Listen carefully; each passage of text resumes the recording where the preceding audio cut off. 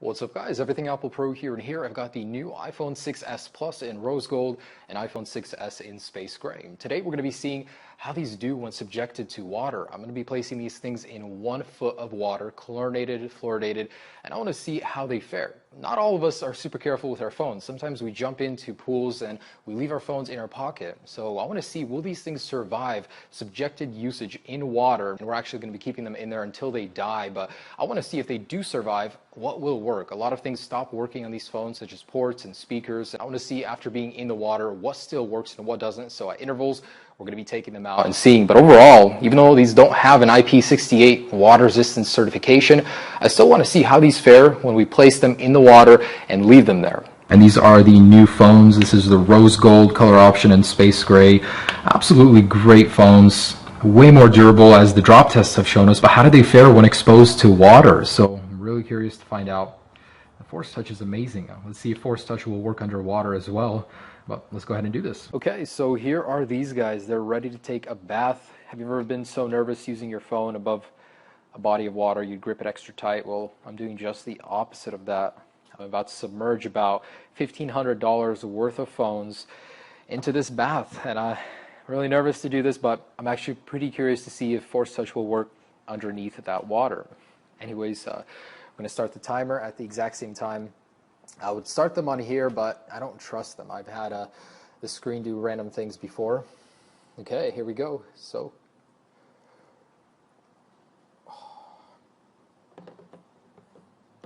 okay, so 6S Plus on the left and 6S on the right. So there's a good amount of depth here. Let's see what happens. All right, so we're almost a minute in, and I'm actually gonna try and activate the force click here in a second. I wonder if, I know the digitizer won't know where my finger is, but the Force Touch might. So I'm gonna go on the camera. Nope. Force Touch does not work underwater, in case you guys were wondering. But phone displays are alive and well. So I know these guys did really good in the actual drop test, but when it comes to water, phones behave differently. A lot of different phones actually. The S6 and S6 Edge did very good. I was surprised, but the iPhones always outperform them. I don't know if it's the sealed up design that doesn't allow a lot of water inside, but we've got a good amount of depth here, about a foot. So it's a pretty big bin. There's a lot of water here. Hopefully something will happen to these guys, because usually they just survive and they die the next day, not while in the water, but when all the insides get corroded and all that. Okay, so I've got a low power mode option right there. Unfortunately, I cannot click it. Nothing will register by the display. The 3D touch doesn't work. The digitizer, of course, doesn't work underwater, but both phones seem to be performing, marvelously. I see nothing wrong with either of them yet. And we're going to take them out very soon and see what works and what doesn't after a 10-minute dunk. All right, so we're at 10 minutes. I'm going to go ahead and take these guys out, and we're going to see what works and what doesn't.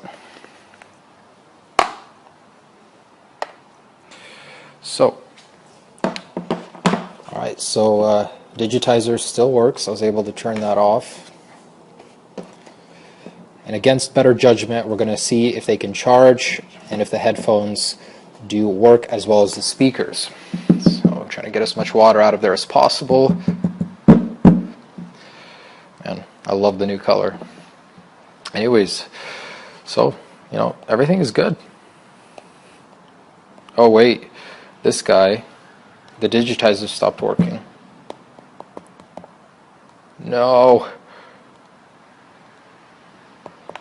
Okay, that's it. The digitizer has gone out after 10 minutes of a dunk with the 6S Plus, but let's see if anything else still works. But can they charge? Yeah, it does charge.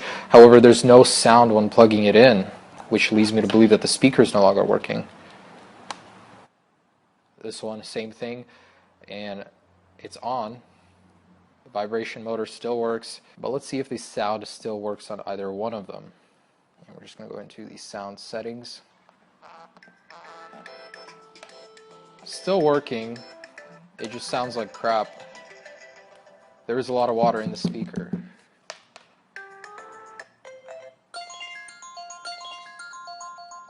Okay, so the phone does recognize that it does have headphones inside of it, and when I take them out, you know, it does work with the regular ringer. This guy, however, I cannot test if the speaker is working, but when I do plug it in, there is no sound. Both do charge at least, and this guy, the speaker works somewhat. So after 10 minutes, you know, the damage is apparent. Digitizer went out on this guy. Oh, there we go. So it just started working. I guess it just got locked up or something. Let's see if the sound works. Okay, so still working. Let's see if it recognizes headphones. Yep, headphones are recognized. So cool. Anyways, let's go ahead and continue this test and see where we're at 20 minutes. Here we go. Going to start the timer once again. And there we are. So let's see if these phones can make it to 20 minutes.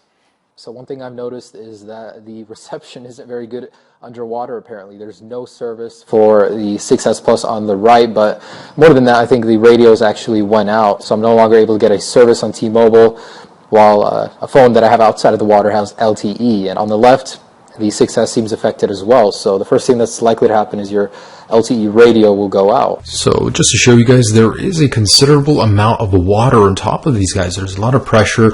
I mean, I just don't understand how these guys survive for so long. But in just a minute here at 20 minutes, we're going to take these guys out and see what still works and what doesn't.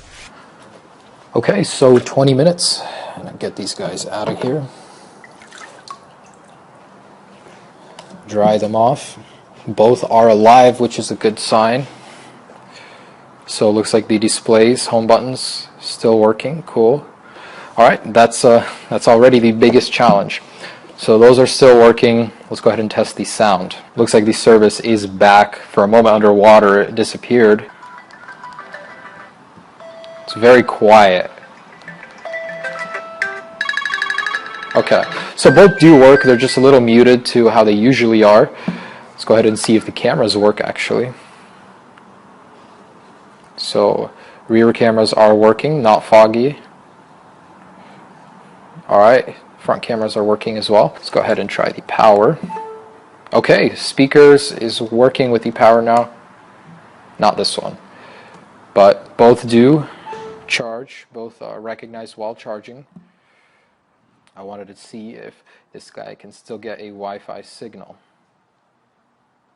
It looks like they both can. So overall, I mean, it's working, but if you were to leave it and use it for a couple days, who knows where it would be. Anyways, let's go for the third session and see after 30 minutes if these guys are still working, and if they are, what's working. And once again, so I'm going to start the timer again, and in they go for the third session.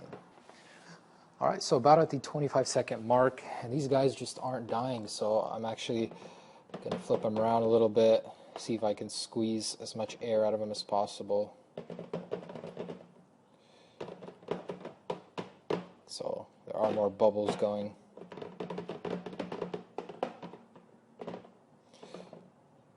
Alright, so let's see if that has any impact on them. But surprisingly, these guys are doing very well, on par with the 6 and 6 Plus, that is. Oh, and actually, look at that. So the display is freaking out on the left side of the 6S Plus, and I'm starting to see diagonal lines actually on the messages icon. If you look, the backlight starting to flicker on both of them, and finally things are heating up here. So it's only a matter of time now until these guys give up. And yeah, I can definitely see the liquid getting in under there on the display. Oh, and there it is. So it is restarting. Actually, I'm going to leave this guy in here and see if it does start up on its own, but it still is showing signs of life.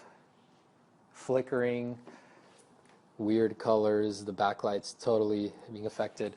So the iPhone 6S, there's a ton of lines in there.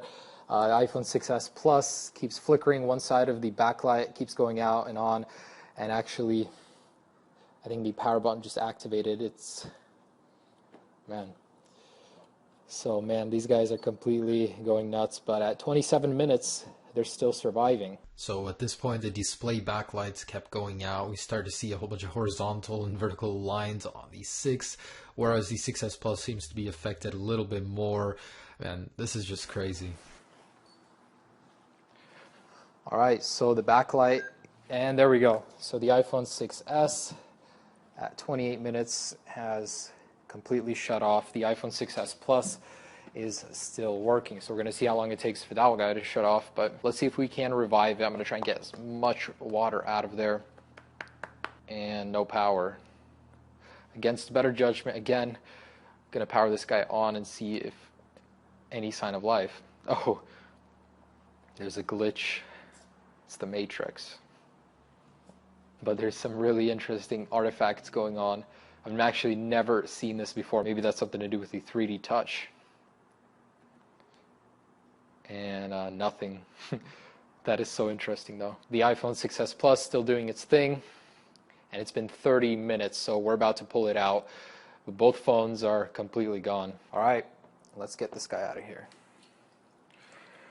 So, looks like after 30 minutes, about 31 minutes, the iPhone 6s Plus has just shut off on me. Let's see if anything happens when I plug this guy in. And again, don't do this. Get some kitty litter, put it in a bag with kitty litter, and that usually will fix your problems. No signs of life. So, both of these guys failed miserably. 28 minutes, 30 minutes, about 31 minutes for the 6s Plus. Can they be used in the water? Sure. Will they survive? Probably not. I mean, if you were to take them out after a minute, a couple minutes, there's a very good chance your phones would still work at the end, but this is just way too long. These guys are gone. And the 6s is the only one that's showing signs of life with weird flickering, but at least it's there. Anyways, guys, that's just about it. It's really interesting to see how these phones react to something they shouldn't, such as water, and as you can see, this is the result. And be sure to check out some of my other videos. I'll have many more posted soon. Have a great day, guys, and take care of your phones. They will not fare very well in water. Don't jump in a pool with them. They will not survive. Peace.